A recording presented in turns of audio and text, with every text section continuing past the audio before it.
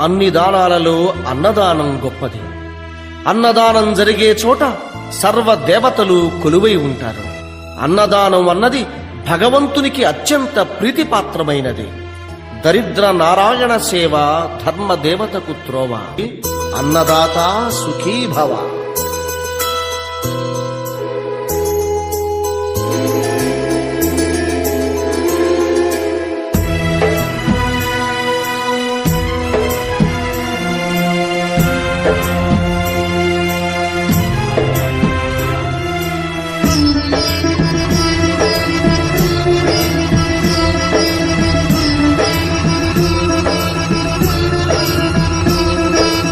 అన్నదానం అన్నదానం అన్నదానం అన్నదానం.